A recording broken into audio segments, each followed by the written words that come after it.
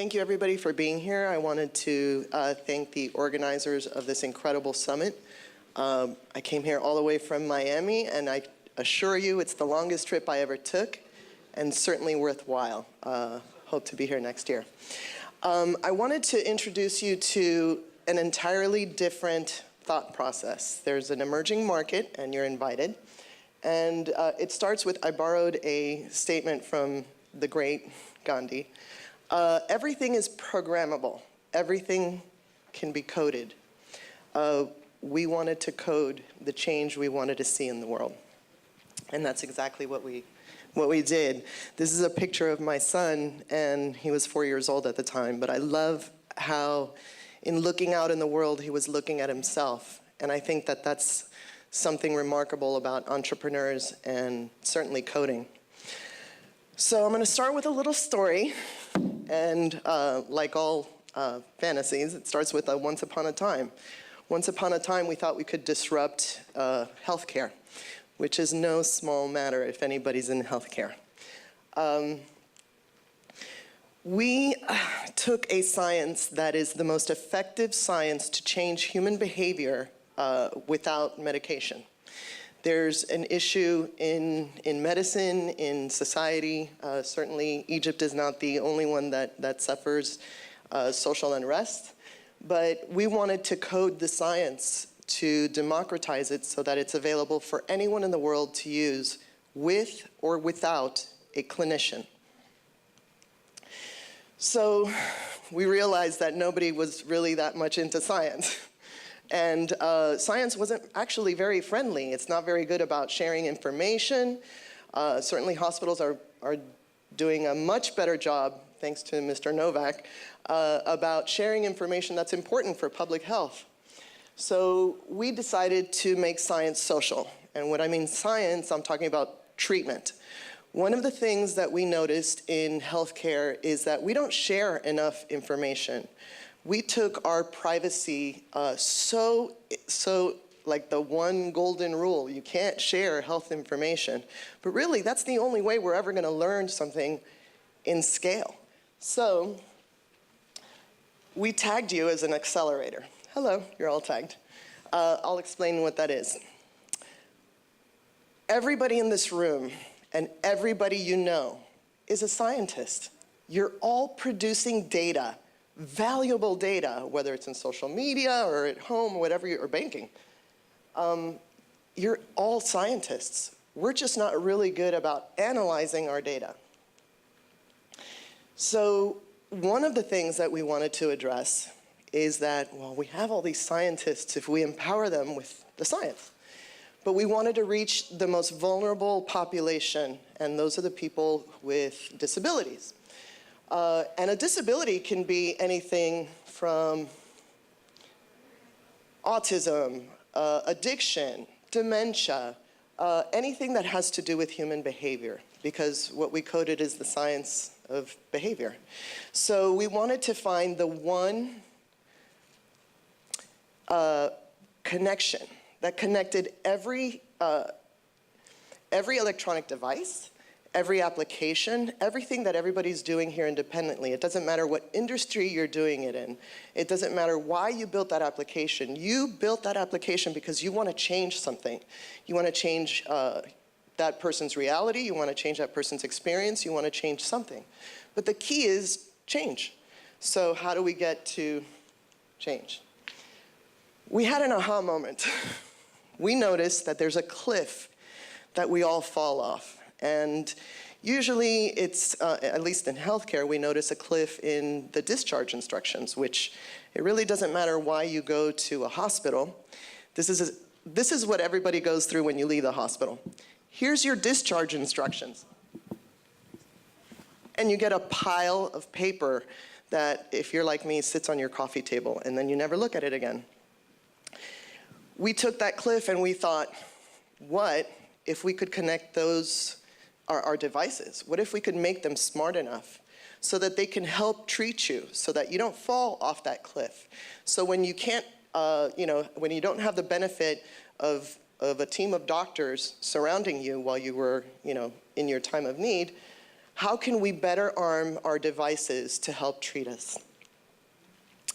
And so we mapped human behavior.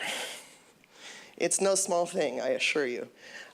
It was 2 years sitting with a behavior analyst who is a pioneer in the field and who decided she wanted to leave something to this world. One of the ethical requirements for behavior analysis is that you have to disseminate the science to the world. She took that message very personally.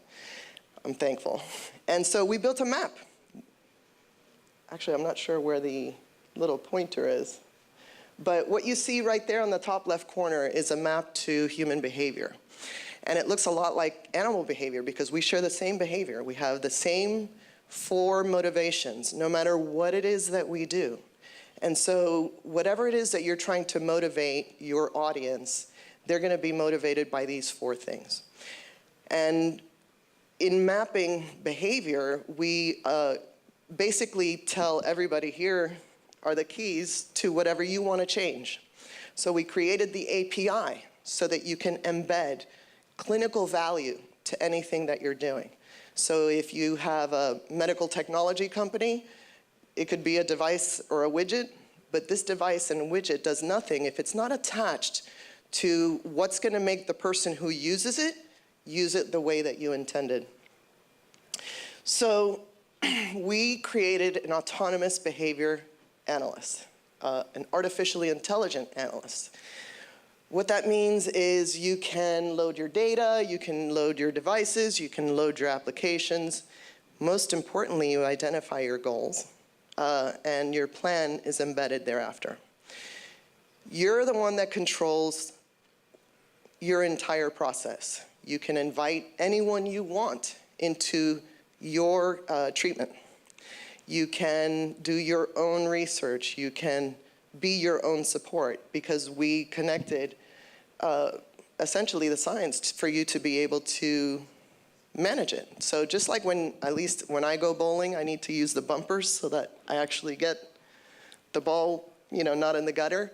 We did that. We built these gutter, guards so that you can stay within the lines. And if you stay within the lines, you'd be able to measure quantitatively and qualitatively the effect or the efficacy of your plan. So here is one of the high points. I know it doesn't look like it, but this particular page is unique. What we embedded in our process is the ability so that you can produce the same analysis and the same report or reporting of treatment as a board-certified behavior analyst. So the good news is you don't have to go and get a master's degree. You don't have to do a 1,500-hour practicum. This does it for you. And once you've gone through this process, you get to this page and you just select, why it is that what it is that you're trying to achieve by setting your goal. You can set a goal, but if you don't know what you're trying to achieve, it's a standalone goal. So this is what gives context to what it is that you're doing. This little page produces anything from a 39 to 50-page report, which is the same type of reporting that Medicaid accepts from human beings. Only now it's being driven by, anyone, not just clinicians. We don't have, by the way, enough clinicians. The whole reason why we did this is there's 18,000 board-certified behavior analysts in the world. So if you want to know about applied behavior analysis, it's only, again, the most effective treatment for behavior. So let me just tell you real quick some statistics. For special education, children who receive ABA before they were 8 years old, they were in special education and they received ABA for 1 year. A year later, 47% of those students were moved to general education. That's no small thing because you're talking about at least another $8,000 a year to support a student with special education. Also teachers, when you're trained in introductory training, so you don't need to go and get a degree in it, but if you get an introductory training, you can actually reduce classroom behavior and don't think classrooms aren't exactly like boardrooms, you can change classroom behavior by 80% over time, which means a year later, they've still generalized that.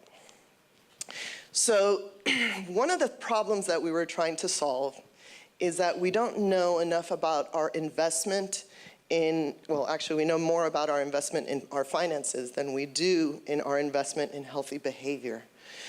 I'm happy to say that the president recently had announced a new initiative involving artificial intelligence to try to glean information for public health, which has only happened last week.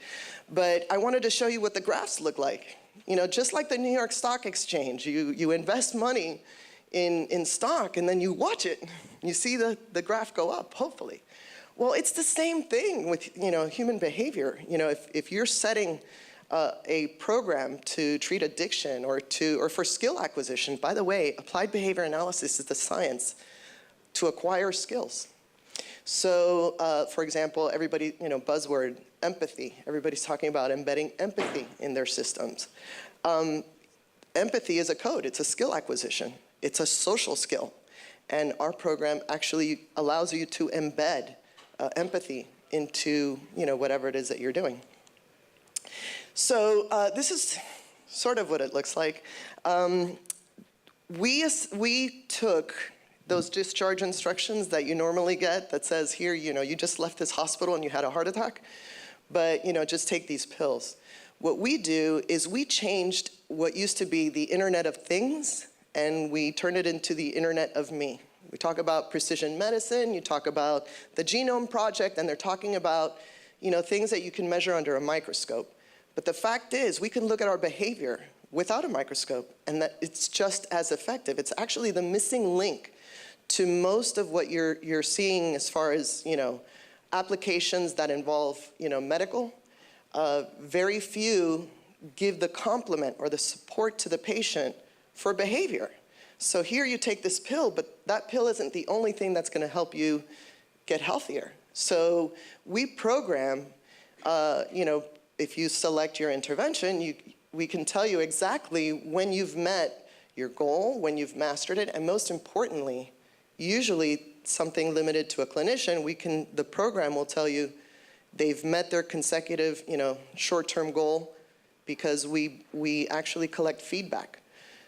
One of the things that we wanted to do as far as sharing information is, you know, like in Facebook, that you can invite friends to your page. We did the same thing, only when you invite people to your program, it's through a HIPAA release. So you have to give us permission, obviously, to share your information.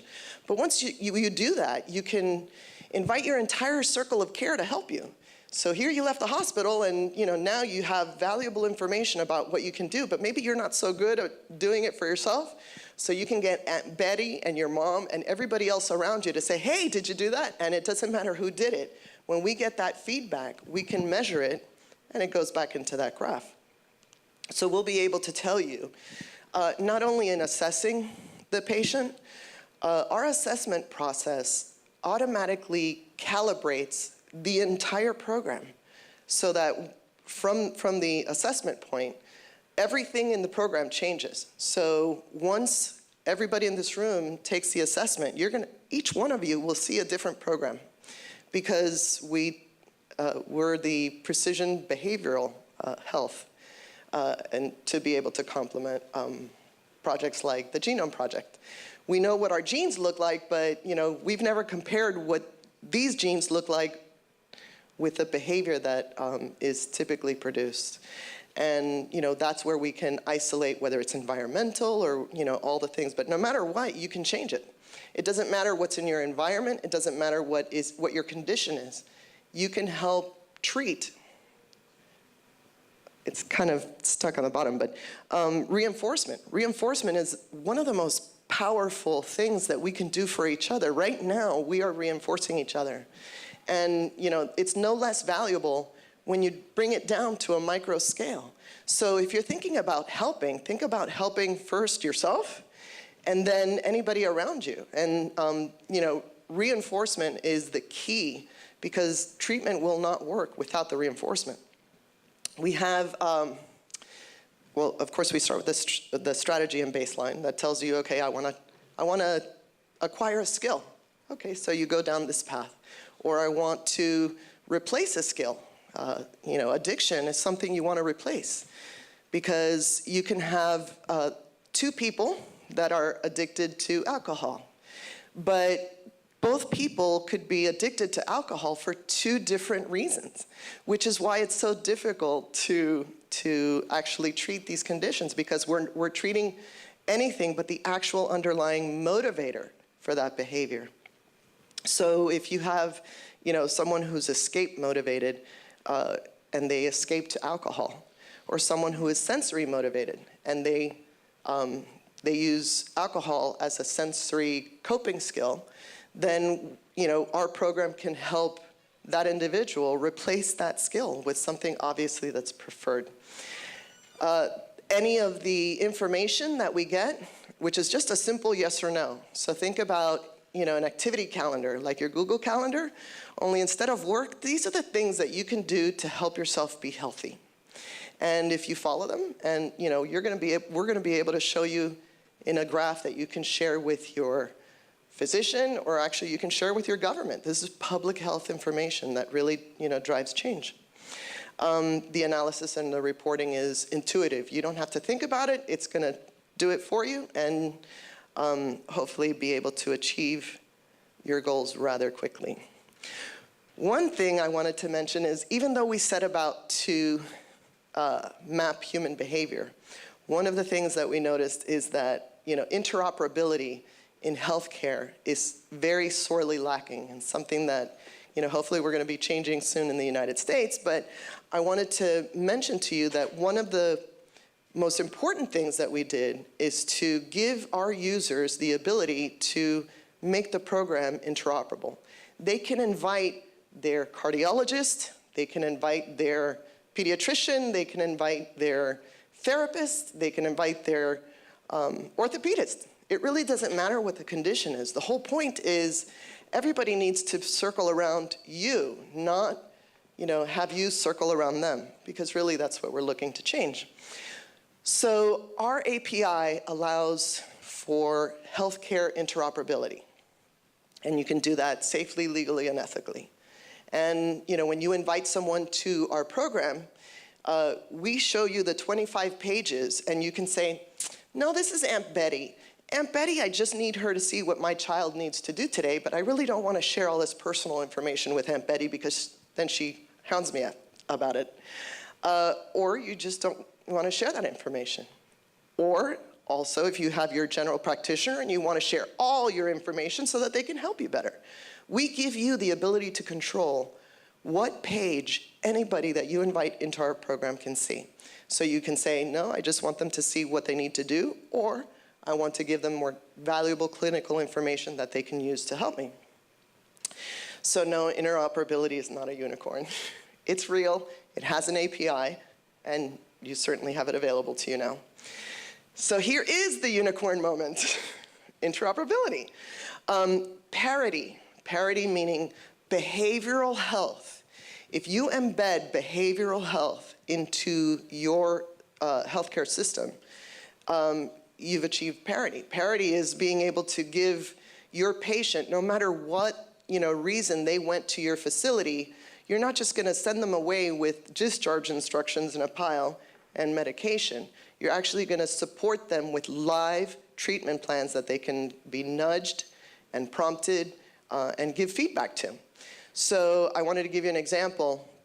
If you're a hospital or a clinic and you use our program in your core clinical records, so we can sit on the back end of any hospital EHR system. And so when your patients leave your facility, you can also include the dynamic discharge plan and a dynamic adherence plan, meaning your patient needs to follow your instructions, and you need to see how they're doing with the advice that you gave them. That's what has generally been missing. So all of that is relevant, obviously, to applied behavior analysis. It's the standard. And to be able to use that also in a human resources, you're a company, and you have a lot of absenteeism, corporate wellness programs would be available in a wellness plan that we could limit security to make sure that your employees aren't sharing information about anything but their wellness goal, and to make it a team effort so everybody can start competing over who's the biggest loser, meaning losing weight, by the way. Corrections. The United States has, unfortunately, the most number of people that are in correctional facilities or are being monitored. We spend $80 billion a year to lock people away. And unfortunately, it also includes people who have addiction. We put them away in jail, and it became our default therapy, because we're hoping that by putting them away, they'll change their behavior, but an addict will stay an addict if they're in jail or not, because you haven't changed the underlying behavior. You can include a transition plan for individuals that are justice involved, so that they could come back into society in a way that you can certainly help them with their social skills, vocational skills, or any other skills, self-care skills. These are the skills that we all take for granted. Being able to get up in the morning, brush your teeth, make your bed, and get out the door.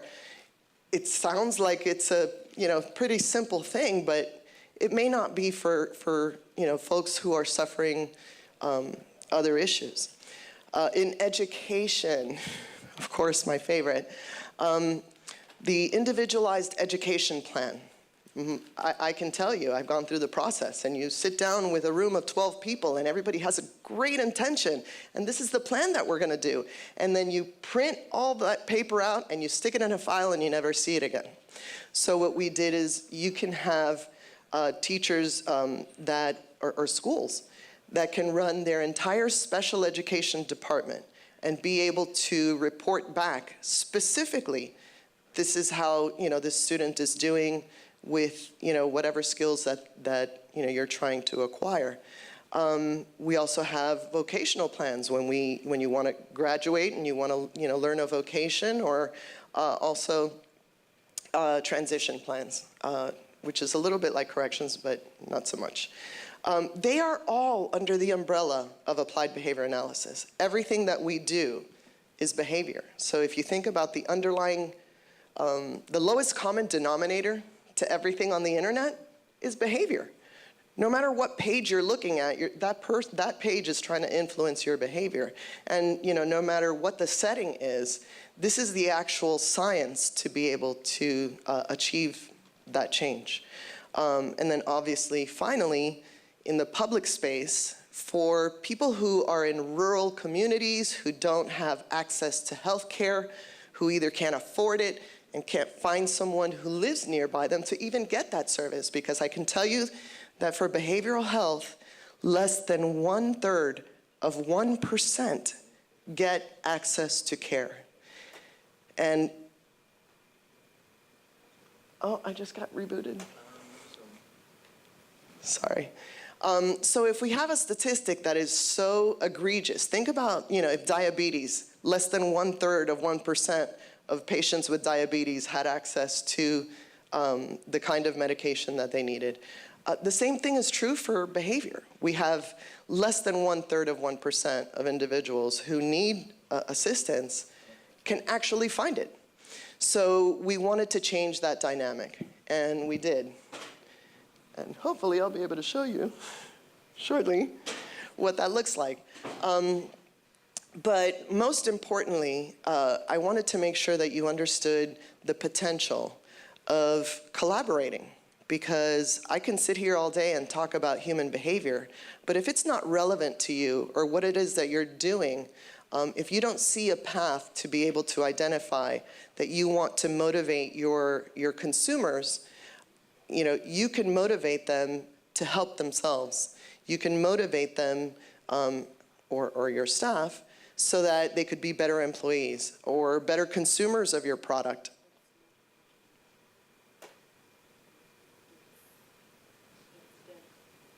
It died? Yeah. I'm so sorry. Oh my God, and I had such a beautiful picture. Okay, well, they're trying really hard, but I'll get to that point. Essentially, what we wanted to make sure that you could understand is the ability to attach clinical value to anything that you're doing. So it doesn't matter what the widget is about. The widget is about human behavior. We want to connect to our most fundamental motivators. I can tell you there's 4 of them. We have 4 buttons, just like protein. If you think about our DNA, it's really just 4 proteins that make us up. And human behavior is very much like that. And understanding the code, what the grouping is for those 4 motivators that tell you how to unlock or change that particular behavior. Because I had given you the example, for example, of the person who's addicted to alcohol. You could have 2 different people. They're both addicted to alcohol. It looks very much the same. So, to anyone who's trying to treat that, they're going to treat it, here's your treatment plan. But those 2 patients have 2 different dynamics that if you don't address, the underlying behavior will not change. So in order to be able to have your users and your consumers be able to use your product, but use it in a way that they could use it for their health. For example, we have the Internet of Things. We have all these self-tracking devices, the Fitbits, we know how many steps we take. We know all this data, but we don't analyze it. We don't, it's not contextual. And there's nothing really that connects all of these things to, the underlying mission. So the unicorn gave birth to the Parity Project. So you are now cordially invited to be a part of our Parity Project. And really, it's just about connecting you to the goals that matter to you. And one of our goals is to, for every 10 patients that we sign up to our program, we are offering 1 free subscription for a student. So that if you're a hospital and you embed our product into your system, obviously depending on how many users are involved, a hospital can actually avail special education for free to a school. That is our Parity Project. We want to make sure that our product gives back to the communities that they serve, because it isn't just about helping that one company or that one hospital or that one clinic. We want to make sure that help echoes in wherever they are. So we were talking about unicorns in the panel, and about being mythical fairy tales. But the fact is, you are the unicorn. That's the kicker. Everybody talks about the unicorn and they don't exist, but actually everybody has a unicorn inside. It's, it's your hopes, it's your dreams, and the only difference, everybody talks, I've heard, how do we start, or what do I do, or what's the next step? The process is to understand that, you have something valuable to share. That's what we do with our ideas. And, every bit of information that you produce already is a unicorn. You have enough information right now to change the world. And, it starts with obviously changing ourselves. But this invitation to be the unicorn, or to recognize the unicorn inside you, is really about recognizing that, we're all in this together. And if we can help you and help support you to be able to, reach your goals, the only difference between a dream and a goal is a plan. So, we embedded the plan so that you can be successful. So, here is the beautiful picture that I wanted to show you. Together, we all win. We're only going to get through this together. We have to kill the silos. They are the public enemy. We're doing that right here by attending this conference. Everybody here, we're in our silo industry, but we're trying to make that connection. The fact is, those connections are the most important, because if we can do this together, it's not about just changing one person. We can change the entire world.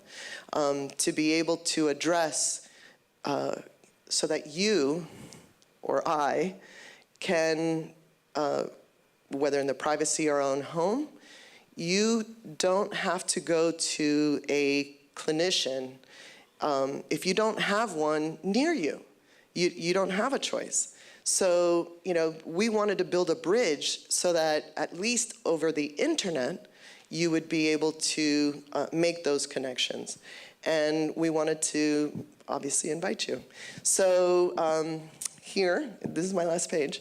If you have any questions, I'm happy to take them, but I just wanted to make sure that everybody understands the ability to seek healthcare without a clinician. That is revolutionary. It's disruptive. It's not like anything that we've been taught. As a matter of fact, I'm going to use a quote that I used earlier. One of my favorite quotes was by Henry Ford.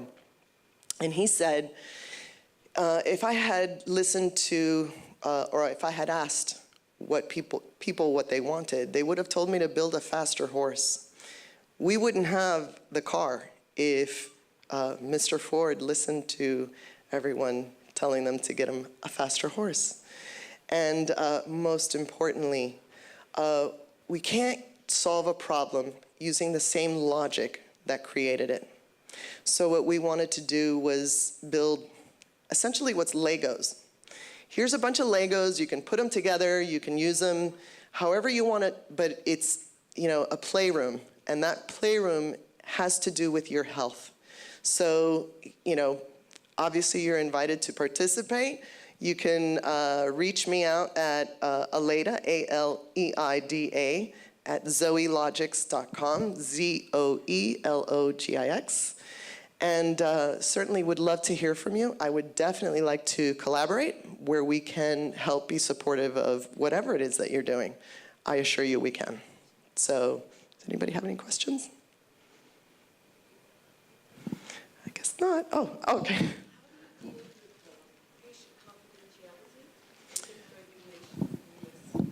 Thank you. That's a very important question, and one that it's the first question that we addressed before we started anything, before we started translating the science. And it's like a car. Here's the keys. Go and drive it yourself. Before we could do that, we needed to make sure that it was legal, that it was ethical, and that it was safe and private. I can tell you the legal part is with regard to HIPAA, the Health Information Privacy and Accountability Act. I need your express permission to share your data. And you can tell me exactly who I can share it with, how long they can share it, because in our invitation, you tell me they can start seeing it from Tuesday until Thursday, or a year from Thursday. But we need those brackets to be able to share your information. That's one of the legal issues. And also FERPA. FERPA is HIPAA for education. So those are consents. So in order for you to invite anybody to our plan, you need to sign these legal documents that give us permission to share your information. So that's how we achieved interoperability. And privacy, obviously we have, on top of, not just the legal requirements to be able to share your information, we have information in secure encrypted salty environments that, is the same servers that our military uses. So it's the best that, we have to offer. But to the extent that our program legally allows us to, share your personal health information, that was revolutionary. Because, what are you talking about? Right now, at least in the United States, we have patient portals that you can go, and when you leave a hospital, you can see, that was my blood count when I was there. But now I'm not there anymore. So it's not, it's only relevant, information is only relevant at the time that it's produced. That was relevant back then. But once you leave that hospital, that information is stale. So we take that information and we say, okay, well, that person went to the hospital and they had a heart attack, but among their comorbid diagnoses, they are obese. So they're not in the hospital because they're obese. They're in the hospital because they had a heart attack. In their diagnosis, if the physician had rendered a diagnosis of obesity, when that patient leaves that hospital, they won't just have the adherence plan that the doctor said, take these 7 medications, 1 BID, 1 as needed.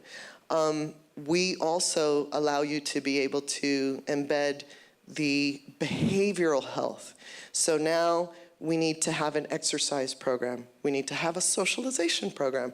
We need to have, exercise programs. So we embed the health so that when the patient leaves, they don't get that stack of discharges. Now, the next day, they get a little alarm. Oh, look, I need to drink water, or I need to go for a walk, or I need to do whatever it is that my doctor told me that's going to help me be healthier. And most importantly, we allow, or we embedded the ability for you, the patient, you don't have to, have the intermediary of a physician or a clinician. Our program will be able to tell you, okay, well, the reason why I'm overeating, the reason why I'm going to the refrigerator at 3 o'clock in the morning is really just sensory, because I went through this assessment and I can tell why I'm doing this. So now, one person can be going to the refrigerator at 3 o'clock in the morning because it's an escape. Another person can be going to another refrigerator at 3 o'clock in the morning because it's sensory. And our program allows for when I talk about calibration, our program calibrates itself so that it recognizes, okay, well, we took this assessment, now we know the code for this behavior. Now we know why they're going to the refrigerator at 3 o'clock in the morning. How do we change it? Here's the 50 interventions that are known to science. Pick one. And they're all there. They all have explanations. You can read them all. But when you pick an intervention, the algorithm for that intervention gets dropped into your calendar. So now we know this is the intervention that we're going to have. We're going to drop it in, and we're going to see if it works. And we'll be able to tell very quickly if it's working or not, because you're going to see the behavior is going. And by the way, graphs in behavior, there's 2. One of them is going down because when we want to change behavior or behavior that we don't want, we want that to be reduced. If you have a child who's tantruming, we want that to be reduced. But how do you reduce it? You actually build a skill. The only way to reduce behavior is to increase a skill. For example, aggression. Aggression is literally a skill deficit.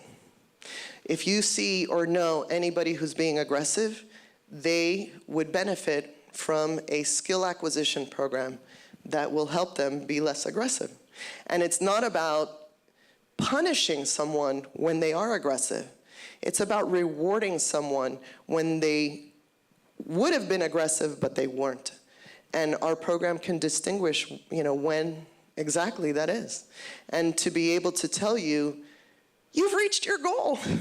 And, if I'm learning a skill acquisition and I'm trying to learn how to be more social, I can embed in our product, okay, or actually let me give you a safety skill. That's an important one. If you have a child who needs to learn their address and their phone number, and how to recognize a police officer and a fireman. Those are basic safety skills.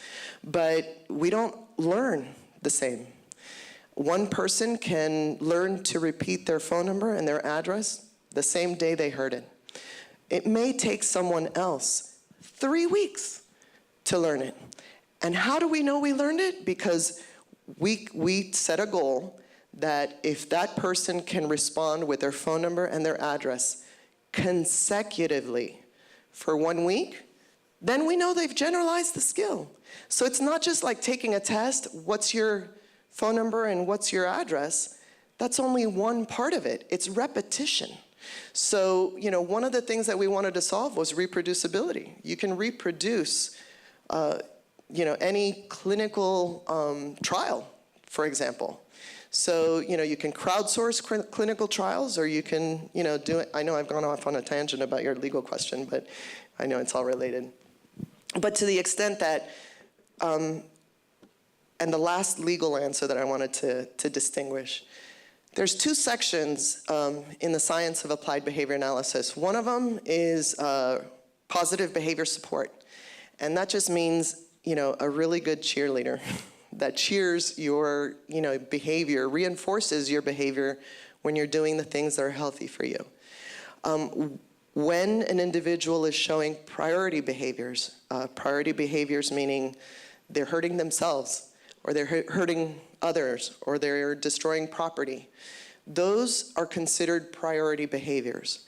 When an individual is exhibiting priority behaviors, we certainly alert you to the fact that you need to get a clinician involved, because we don't allow a layperson to start a restrictive program.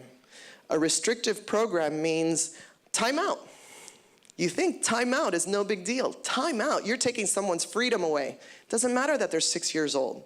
One of the things that the studies tells you recently was, you know, punishment is not valuable, you know, so unless you know how to use it very carefully. So we don't allow any person except credentialed clinicians to manage restrictive programs. Right now in schools, restrictive programs are being used, and not successfully. Because restrictive programs are being managed by, you know, individuals who are using them improperly or are not reinforcing the behavior that they should be. So a lot of times, and I'm just going to finish with this one little, two things. Of those four motivators, the four functions about why we behave the way we do, sensory, escape, attention, and tangible. Those are the four things that we're going to want from the moment you take your first breath until the moment you take your last. So whatever it is that you give attention to, it will grow. Think about, it's an alligator and you're feeding it. Whatever it is that that's why we call paying attention. It's more valuable than money. It is our individual value system and, you know, how we see the world. So thank you very much for your attention. I truly and sincerely appreciate it.